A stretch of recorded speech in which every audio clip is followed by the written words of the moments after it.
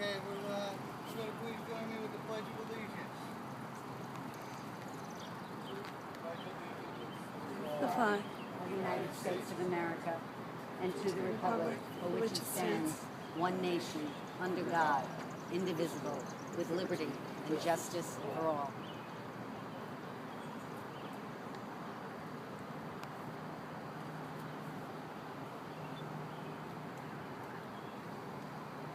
With all the changes and everything, holiday schedules, a lot of people really don't understand what Memorial Day really is all about. So I was asked to write a little something about the history of Memorial Day. What is Memorial Day?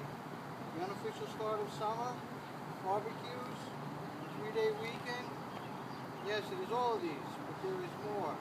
There is the reason why Memorial Day is a national holiday. To honor our servicemen who died defending this country. How did Memorial Day get started?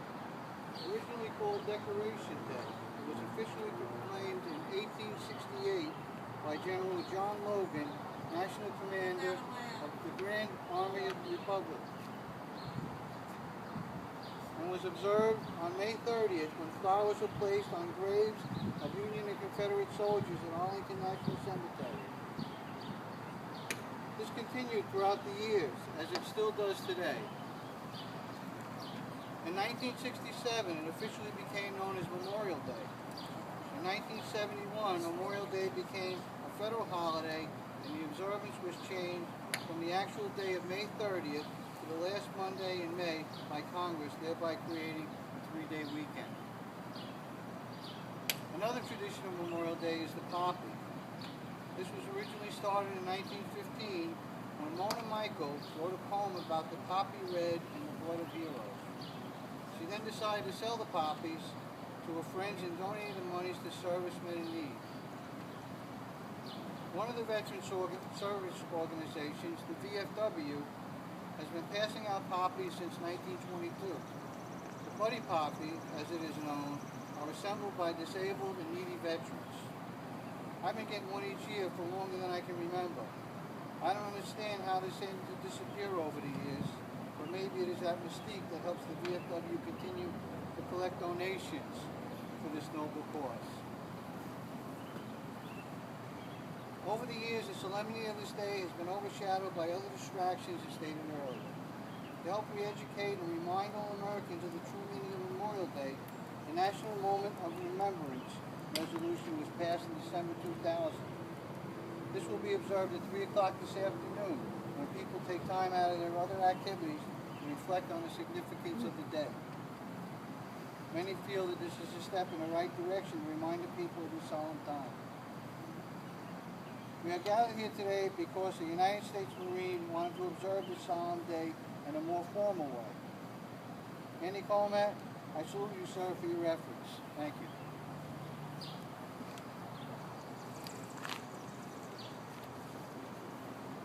Now I'd like to introduce Valerie Ray to read a little statement here.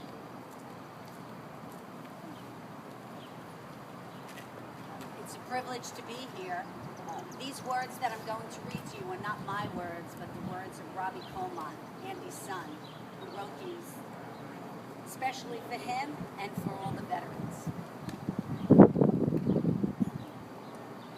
Welcome, friends, and thank you for joining us on this special day as we remember the women and men of our armed services and their selfless dedication to protecting American freedom. These fallen soldiers we honor paid the ultimate sacrifice. They paid with their lives in order to protect people they would never meet. Individuals like you and me. And they did this with bravery, humility, and selflessness. It is a soldier's dedication to country and citizen that lead these American heroes to devote their lives to the cause of protecting their homeland. Because the life of a soldier transcends what many of us think of as a job or an occupation. It is a vocation, an absolute calling. The soldiers we remember died believing in the noble, inherent value of our founding fathers. and the fundamental principle of the United States of America, as we say each time we recite the Pledge of Allegiance, with liberty and justice for all.